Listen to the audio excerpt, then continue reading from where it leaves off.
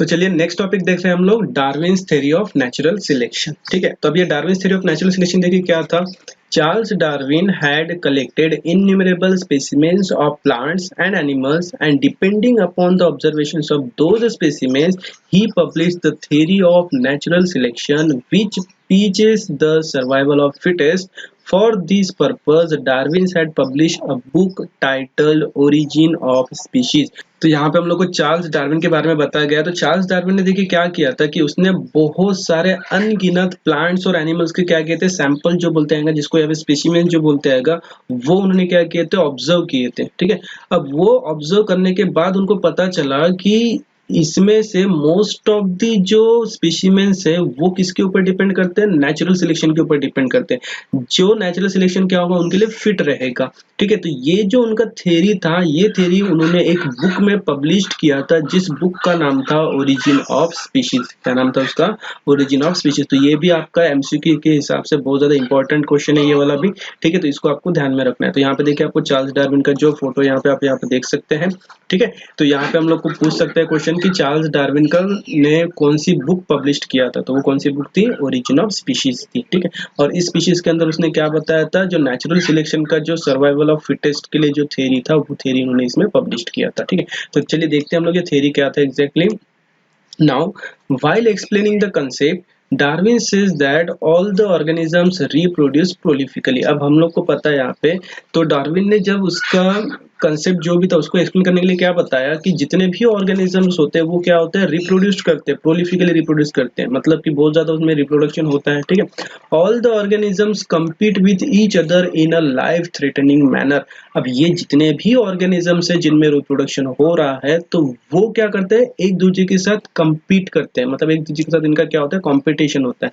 In this competition only those organisms sustain which show the modification essential for winning the competition. अब इसमें क्या हो रहा है कि ये जो कंपटीशन है उसको जीतने के लिए जो भी इसेंशियल मॉडिफिकेशन है, जो भी इसमें चेंजेस लगने वाले हैं, वो चेंजेस जो सस्टेन कर पाएगा, ऐसे ही ऑर्गेनिज्म क्या होगा, यहाँ पे सर्वाइव रहेंगे, और बाकी के जो ऑर्गेनिज्म है वो क्या हो जाएंगे, पेरिश्ड हो जाएंगे, डिस्ट्रॉय हो जाएंगे। क्लियर है, तो इसी को क्या बोला जाता है, सर्वाइवल ऑफ फिटेस्ट का जो नेचुरल सिलेक्शन का जो थ्योरी था वो थ्योरी यहाँ पे इसको बोला जाता है। तो इस हिसाब से हम लोग क्या बता रहे हैं कि डार्विन्स ने जो थ्योरी ऑफ नेचुरल सिलेक्शन बताया था उसमें क्या होगा कि यहाँ पे जितने भी ऑर्गेनिजम्स है वो ऑर्गेनिजम्स में अगर उनके कंडीशन, सराउंडिंग कंडीशन, जो सराउंडिंग कंडीशंस के हिसाब से अगर उसमें चेंजेस होते हैं, अगर वो चेंजेस को सस्टेन कर पाता है तो वो क्या रहेगा, जिंदा रहेगा। अगर वो सस्टेन नहीं कर पाता, चेंजेस नहीं होते उसके अंदर, तो वो क्या हो जाएगा, पेरिश्ड हो जाएगा। ठीक है, तो यही होता है थ्योरी ऑफ नेचुरल सिलेक्शन। ठीक है,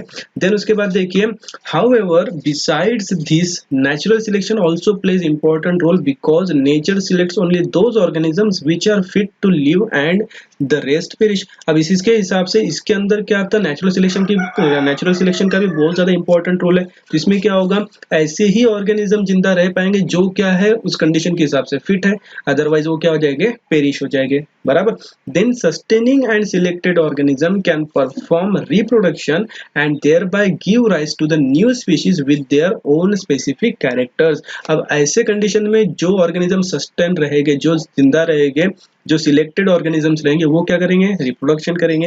फिर रिप्रोडक्शन होने के बाद से क्या होगा, उनके पास से क्या होते जाएंगे, न्यू स्पीशीज जो वो क्रिएट हो गए, और वो जो न्यू स्पीशीज रहेंगे उनमें क्या रहेगा, स्पेसिफिक कैरेक्टर्स रहेंगे जो पेरिश हो गए थे उनके अलावा। बराबर, so Darwin's theory of natural selection was widely accepted for long duration. और इसकी जो डार्विन्स थ्योरी थी, वो डार्विन्स थ्योरी क्या थी, बहुत ज्यादा टाइम के लिए एक्सेप्ट की गई थी। ठीक, then however some objection were raised against the theory, some of the main objections are, लेकिन फिर भी क्या थे, कुछ objections इस theory के ऊपर लिए गए थे। तो वो objection देखिए कौन कौन से थे। सबसे पहला था, natural selection is not the only factor responsible for evolution. तो इवोल्यूशन के लिए सिर्फ नेचुरल सिलेक्शन ही एक अकेला फैक्टर नहीं था। ये क्या था, इसके ऊपर एक ऑब्जेक्शन था। दूसरा ऑब्जेक्शन क्या था कि Darwin did not mention any explanation about useful and useless modification. उसके साथ साथ डार्विन ने ये एक्सप्लेन नहीं किया था कि कौन कौन से यूजलेस मॉडिफिकेशन है और कौन कौन से यूजफुल मॉडिफिकेशन। तो ये भी एक ऑब्जेक्शन था इस थ्योरी के ऊपर। उसके साथ साथ there is no explanation about slow changes and abrupt changes.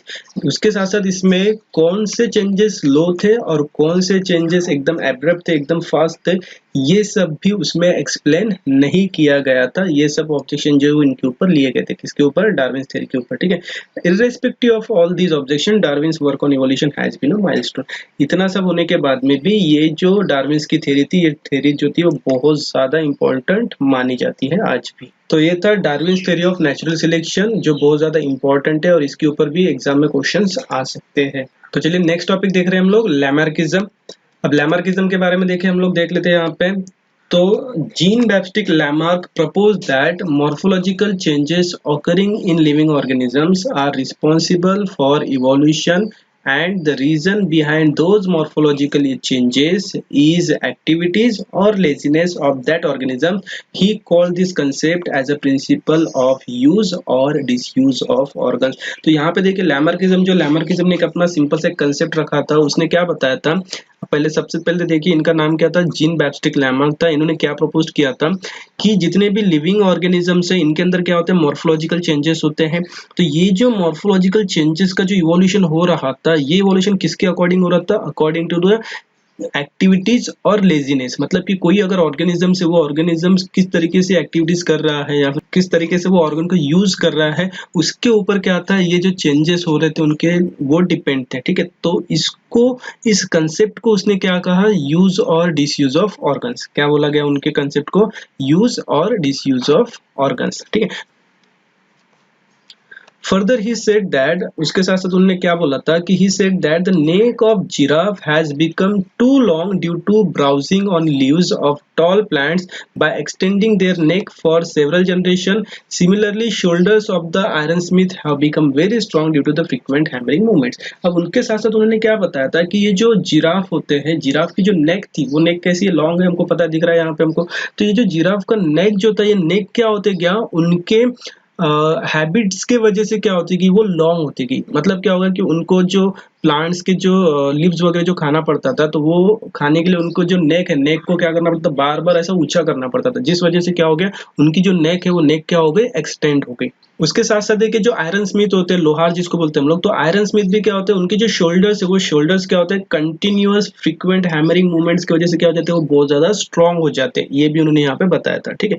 उसके साथ साथ देखिए wings of birds like ostrich and emu have been weak due to no use. अब जैसे देखिए यहाँ पे हम लोग बता रहे हैं कि जो ऑस्ट्रिच होती है, यहाँ पे देखिए डायग्राम में आपको ऑस्ट्रिच दिखा दे रहा है, तो ऑस्ट्रिच के जो विंग्स होते हैं, वो विंग्स क्या हो गए थे, कमजोर हो गए थे, क्योंकि वो उसका यूज नहीं करते थे। उसके साथ साथ देखिए legs of the birds like swan and duck have become useful for swimming due to living in water. अब यहाँ पे देखिए जो स्वान और जो डक थे, वो क्या थे, मोस्ट ऑफ द टाइम जो पानी में रहने की वजह से उनका जो लेग का जो यूज था, वो लेग का यूज किस लिए होने लगा, स्विमिंग के लिए होने लगा, ठीक है। तो यहाँ पे हम लोग देख सकते हैं डायग्राम में। उसके साथ साथ देखिए स्नेक्स या lost their legs by modification in their body for burrowing habit. उसी तरीके से जो स्नेक थे, स्नेक की जो हैबिट थी वो क्या थी, बोरोइंग हैबिट थी। तो उसकी वजह से क्या हो गया कि उनके जो लेग्स थे, वो लेग्स क्या होते गए, डीजनरेट होते गए। देखिए यहाँ पे आप डायग्राम में देख सकते हैं कि इनके जो मतलब इनिशियल कंडीशंस में जो थे उनके लेग्स होते थे, तो अब वो क्या हो गए, वो डीजनरेट हो गए। तो ये अकॉर्डिंग टू लैमार्किज्म है, क्लियर। देन उसके बाद all these examples are types of acquired characters. तो ये सब जो एग्जांपल है किसके हैं, एक्वायर्ड कैरेक्टर्स है। मतलब वो कुछ जो कैरेक्टर्स है उनको क्या कर लेते हैं, वो एक्वायर्ड कर लेते हैं, ठीक है। And are transferred from one to another generation. और ये जो चेंजेस थे, ये जो एक्वायर्ड कैरेक्टर्स थे, ये एक जनरेशन से दूसरे जनरेशन में क्या हो रहे हैं, ट्रांसफर हो रहे हैं। ये किसने बोला था, लैमार्किज्म ने बोला था। तो अकॉर्डिंग टू लैमार्किज्म क्या है कि जो एक्वायर्ड कैरेक्टर्स होते हैं, वो एक्वायर्ड कैरेक्टर्स क्या हो रहे हैं, एक जनरेशन से दूसरे जनरेशन में ट्रांसफर हो रहे हैं, ठीक है।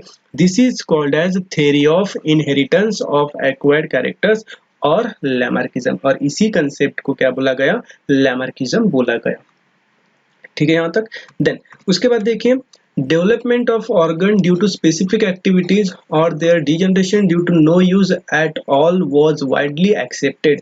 मतलब कि ये एक्सेप्ट किया गया। अब इसकी जो थ्योरी थी, लैमार्किज्म की जो थ्योरी थी, ये थ्योरी में क्या बताया गया कि उनकी जो एक्टिविटीज होती है, ऑर्गेनिज्म की जो एक्टिविटी है, उस एक्टिविटीज के अकॉर्डिंग उनका ऑर्गन्स का डेवलपमेंट या फिर डीजनरेशन जो वो डिपेंड करता है। ये तो एक्सेप्ट हो गया, लेकिन इसमें क्या था, but transfer of those characters from generation to generation was rejected. मतलब मतलब उसके साथ साथ लैमार्किज्म ने क्या बोला था कि ये जो एक्वायर्ड कैरेक्टर्स होते हैं वो एक जनरेशन से दूसरे जनरेशन में क्या हो रहे हैं, ट्रांसफर हो रहे हैं, ये ऐसा उन्होंने बोला था। लेकिन ये जो कंसेप्ट था वो कंसेप्ट क्या किया गया, रिजेक्ट किया गया। क्या किया गया, रिजेक्ट किया गया। क्यों?